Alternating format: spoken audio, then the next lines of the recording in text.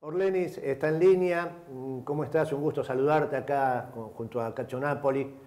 Hola, Hola, ¿cómo Bueno, estás?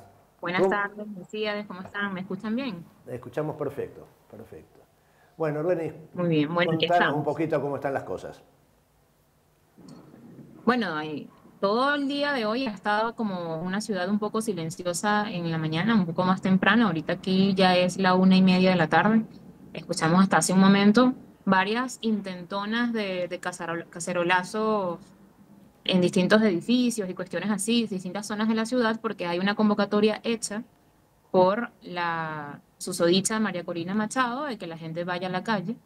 Me comentó, de hecho, mi hermano que está en La Guaira, que es el estado donde queda el aeropuerto internacional, dos cosas. Una, que está convocando a las personas a las plazas, a que bajaran con sus cacerolas a las plazas, y me comenta que estaba particularmente gente muy joven, gente, casi niños que estaban allí, que parte no es algo nuevo. Nosotros vimos en el 2017 cómo utilizaron no solamente adolescentes, sino niños, literalmente camisa blanca del colegio, de la educación primaria, preparando bombas molotov, teniendo mascarillas, contacto con todo ese tipo de sustancias. Entonces, fue bastante triste ese episodio. Yo creo que es importante que nosotros recordemos ese material, lo redifundamos para que quede claro de que son capaces. Entonces, otra cuestión que estaba comentando recientemente, hace pocos minutos, menos de 15 minutos, es que estaban intentando trancar la autopista Caracas-La Guaira, que es la principal arteria del país prácticamente en términos de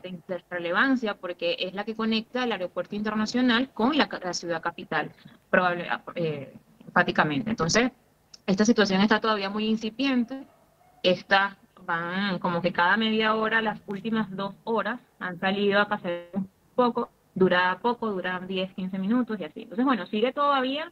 Eso en cuanto a lo que está ocurriendo en este preciso instante, pero desde anoche se registraron múltiples hechos de violencia en algunos estados del país, porque la orden es esa. O sea, nosotros veníamos diciendo desde las últimas semanas que ellos en la ruta electoral, que realmente la intención era crear una especie de coartada, crear una especie de fachada democrática para que en el imaginario colectivo, sobre todo el internacional, calara que iba a haber un fraude acá propiamente. Entonces, hay una serie de testimonios de funcionarios del CNE, de candidatos de oposición, de un montón de activos mediatizados que desde antes advirtieron sobre este tipo de cosas. Se conoce al personaje, quien es María Corina Machado, una persona que primero no es líder nada de la oposición históricamente, más bien siempre estaba en disputa con ellos, porque no reconocía ningún otro liderazgo de oposición y viceversa. Ellos tampoco la reconocían a ella por ella precisamente siempre actuar de manera aislada. Y luego es esta persona que siempre convocó al uso de la fuerza para poder salir del gobierno del presidente Nicolás Maduro, derrocar la fuerza, que esa era la única vía. Ella apoya y demanda más sanciones contra el país precisamente porque estaba convencida de que esta asfixia iba a funcionar como mecanismo de fuerza para derrocar el gobierno nacional. Entonces, esto fue completamente anulado, de hecho, desaparecido de muchas cuentas en YouTube y cuentas en Twitter. Tú buscabas este tipo de videos donde ella hacía estos llamados de intervención militar, intervención extranjera, que se tenía que hacer el uso de la fuerza y esto, ya casi no se encontraban, salvo por publicaciones de cuentas afines al gobierno que históricamente han estado denunciando estos llamados. Entonces, bueno, sigue la construcción mediática, está ahora como el caldo allí cultivo para que tengan todos los titulares habidos y por haber. Dos cuestiones allí que quiero mencionar antes de darte de nuevo la palabra.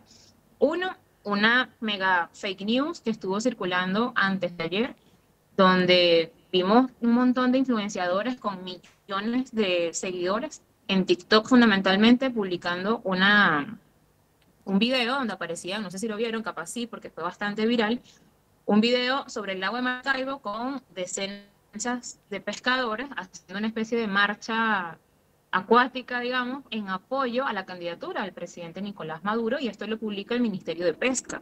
Este video es utilizado por estas personas para decir que eran que la gente que no dejaban entrar supuestamente por las fronteras para que vinieran a ejercer su derecho al voto, entonces habían tenido que entrar al país en lancha por el lago de Maracaibo. Entonces eso tuvo millones y millones y millones de reproducciones y la gente se comió ese cuento, aunque igual se desmontó con el video original en el momento en el que fue publicado, incluso transmitido en una locución presidencial. Entonces, esa fue una. La otra, el día de ayer, cuando empiezan a circular este video, que fue el video que comentaste recientemente, sobre que yo estaba me fui en moto a la zona de ese video, de esa gran fake news que estaban posicionando, que es una mega marcha que había supuestamente tomado el rumbo hacia el Consejo Nacional Electoral en sentido oeste, que toda la clase pudiente y lo que más que todo representa a ese sector de la oposición más radical está en el este de la ciudad, que son estas zonas pudientes. Entonces, eso fue otro gran fake news, afortunadamente atendido a tiempo. Y el tercero que he visto hoy, o sea, muchos más, o sea, te puedo contar más de 25 noticias de ese tipo, pero esas tres relevantes. La tercera de hoy es un video aparentemente de una situación en Turquía hace unos años, de una especie de disparo desde el aire hacia la gente, y estaban diciendo que Maduro estaba asesinando al pueblo desde un helicóptero. O sea, una cuestión completamente alucinante, que es parte de la narrativa que ellos quieren tener para alimentar todo ese imaginario colectivo internacional de decir que aquí, bueno, que hay un Estado fallido, que el presidente no es presidente, que no hubo elecciones como tal. Han estado alucinando, diciendo públicamente que el candidato electo fue Edmundo González Urrutia. Orleni. Y nosotros ya desde ayer teníamos ahí para cerrar con esto, esta idea redonda, teníamos ayer el tuit de Kamala Harris, que algunas personas no lo entendieron en su momento, pero claramente dejaba ver que otros gallos iban a cantar respecto a lo que ellos esperaban como resultado. Sí, un tuit de la vicepresidenta y candidata a presidenta de Estados Unidos, que temprano salió a decir que, bueno, vamos a reconocer, hay que ver, hay que contar los votos.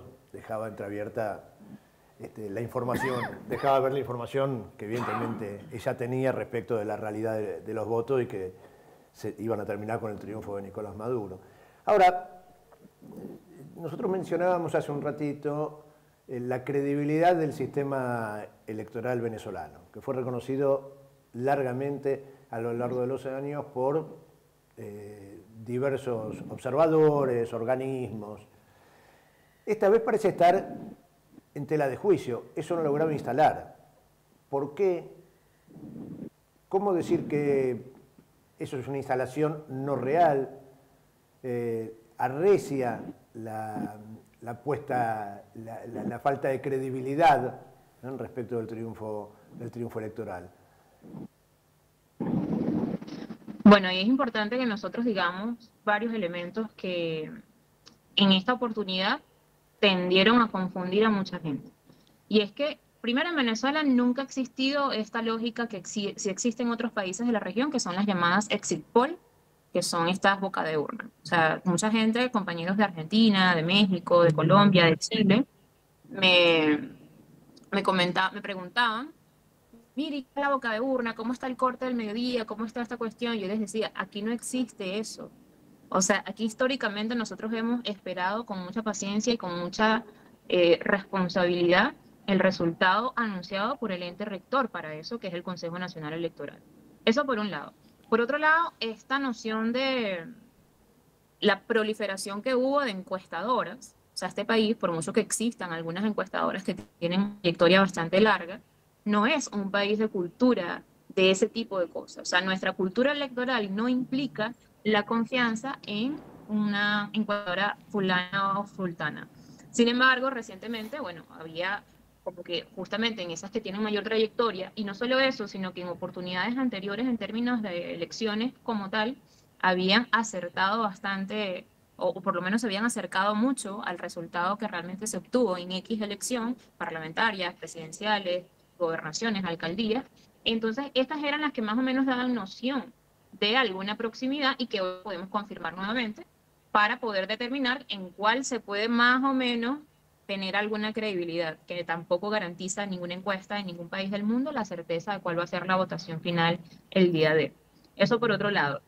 Y aparte de eso, está el hecho de estos elementos paralelos que se estaban creando, que se crearon y que ellos estaban teniendo. Por ejemplo, tenían un centro de cómputo, en Miami para supuestamente tener una especie de conteo rápido, que es otra cosa que aquí tampoco existe. varios compañeros me preguntaban, bueno, ¿y cómo está el conteo rápido? Ellos están diciendo que la página del CNE está caída y no se pueden ver los resultados. Y yo les decía, compañeros, aquí no existe que haya la página, o sea, que en la página del Consejo Nacional Electoral esté constantemente actualizando el boletín, como podemos ver en otros países que ocurre. Aquí eso no pasa. Entonces, hay mucha desinformación respecto al proceso en esas claves, porque es justamente esas claves las que van alimentando la matriz mediática. Ellos tenían también una página web de monitoreo electoral, donde estaban presentando gráficos y una especie de sistema para esto, para este conteo rápido que no era para nada oficial. Era una cuestión completamente espontánea de los sectores que estaban decidiendo hacer algún tipo de análisis, pero eso no es vinculante en lo absoluto con ningún anuncio oficial. Entonces, estas cosas son importantísimas mantenerlas allí, porque ellos ahora están diciendo que ellos tienen las actas, que ellos van a cotejar no sé qué cosa, que ellos ahorita están llamando a la gente de los barrios a que baje, vamos a ver qué va en el transcurso del día, porque, por ejemplo, ahorita en este preciso instante, hacia ese lugar donde ellos más que todo están convocando, está lloviendo fuertemente. Entonces, no sé, está la cosa así como muy tensa. Tú bien decías ahorita, ya esto no es que acabó ayer con la elección, esto arranca recientemente, la operación mediática está en su punto más alto y está, por supuesto, ganando adeptos internacionales, la misma fórmula de siempre, la misma fórmula del Grupo de Lima en su momento, ahora extinto, Grupo de Lima, la misma fórmula con el gobierno de Narnia de Guaidó, y esa proclamación que le ha costado tanto al país, que todavía está impune, lamentablemente. Y así una seguidilla de cosas. Hemos visto de todo. Las noticias falsas que te comenté ahorita, el reconocimiento de la voz de María Corina Machado y el desconocimiento del resultado electoral por parte de los distintos gobiernos cipayos que ya conocemos en la región y más allá también, en Europa, por ejemplo, Orlenis, algunas quiero, cuestiones. quiero destacar que hace un rato, a media mañana, se conoció el reconocimiento del triunfo de La proclamación. Nicolás Maduro. No, aparte de la proclamación, antes de la proclamación, por parte de los otros candidatos, los otros 8 candidatos, no Edmundo González, pero los otros 8 candidatos salieron a reconocer el triunfo antes de la proclamación, que sucedió también hace un rato nada más, ¿no? Sí, recordemos que antes del proceso, y antes te hablo de unas 2 semanas atrás, poco más, 3 semanas, se firmó un acuerdo de reconocimiento de los resultados, que es una cuestión que convocó el Consejo Nacional Electoral, un documento donde todos los candidatos, que recordemos eran 10 candidatos, el Polo Patriótico con el candidato único Nicolás Maduro y otros 9 candidatos repartidos en 37 partidos, perdón, en muchos más partidos, 38 partidos era el total. El Polo Patriótico también tiene varios partidos, no solamente el partido de gobierno. Entonces, 10 candidatos, 38 partidos participando, y en ese momento se firmó ese convenio de decir, bueno, sí, nosotros vamos a reconocer los resultados independientemente de lo que ocurra, y particularmente la fórmula María Corina Edmundo, por supuesto que no la firmó. ¿Y por qué no la firmó? Porque estaban conscientes de lo que iba a venir, que es el desconocimiento, que es algo que han hecho históricamente, eso no es una cuestión de esta elección. Yo me encontraba mucho en los centros electorales, gente perdida respecto a cómo procede todo el tema electoral, que si, cómo es el tema de los miembros de mesa, cómo es el tema de los testigos, cómo es el ingreso una vez que se cierra el centro de votación, quiénes pueden estar allí, cómo se comporta la ley electoral y todo esto, precisamente porque ellos tenían muchísimo tiempo sin participar de una elección, porque estos irresponsables constantemente a la abstención. Han llamado una y otra vez a no votar, a no participar, a irse a la violencia, que el camino era la fuerza, y entonces perdieron, digamos, la oportunidad de ser expertos que de la contra, que ha participado en más de 30 elecciones en el país, sí ha tenido, sí tiene ese acumulado y esa experticia para conocer qué ocurre en cada fase del proceso electoral. Entonces, eso es parte de lo mismo, es parte del entramado que hay, es una operación psicológica también de múltiples aristas, una operación mediática gigantesca, multimillonaria, donde intervienen muchísimos actores y muchísimos intereses. Entonces, bueno, también está la contra, también vamos a estar nosotros allí en una fase que yo estaba recientemente escribiendo un tweet que todavía no he enviado. Esta va a ser una fase de defensa. Ya estamos en la fase combativa electoral, ahora viene una fase combativa por el relato, por desmontar ese montón de matrices que están posicionando y hacer también un tema de ocupación del territorio, o sea, un tema de calle, que se defienda el voto, se defienda la voluntad popular y eso se va a dar en la calle. Ellos van a buscar confrontaciones, ya lo están haciendo, lo hicieron ayer durante la elección, lo hicieron esta madrugada después de los resultados, están convocando hoy a nuevas cosas, están enardecidos alimentando el odio que vienen desde hace 2 décadas y sobre todo los últimos 4 años. Entonces, bueno, muy a la expectativa y también muy a disposición para cualquier contacto en línea que podamos hacer y estar actualizando lo que ocurre en Venezuela. Acá lo tenemos a Leonardo Napoli que te quiere hacer una consultita. Bueno, lo que se dice acá en Argentina es una fuerte oposición que se radica más en los sectores caraqueños y un vasto apoyo en los sectores por afuera. ¿Cómo estiman ustedes que se van a desarrollar las próximas horas? Es decir, cuando realmente este proceso lleve de la proclamación a la puesta en marcha de la transición, que en este caso será el gobierno mismo, ¿no? Es decir, lo que tienden a ver es una agudización de la crisis o una lenta, digamos, que se va a ir perdiendo a partir de la movilización que ustedes están proponiendo. ¿Cómo lo ves? Bueno, ahí es importante tener en cuenta que esta mañana, bueno, ayer en la madrugada, cuando estábamos en el Palacio de Miraflores, un montón de personas allí, después del resultado electoral, el presidente hizo como un exhorto al Ministerio Público para que haya justicia ante cualquier intentona de desestabilizar el país. Y esta mañana se pronunció el Ministerio Público, el fiscal general de la República, Tarek William Saab, estuvo dando unas declaraciones donde especificó el tipo de delitos que podrían estar vinculados a un ambiente político de desestabilización y que no van a ser condescendientes con eso. De hecho, el resumen, que te lo puedo pasar por el texto, Mesías, en un rato, indica hasta las penas por cada delito y dónde se encuentra tipificado ese delito dentro de nuestras leyes, particularmente en el Código Civil y el Código Penal.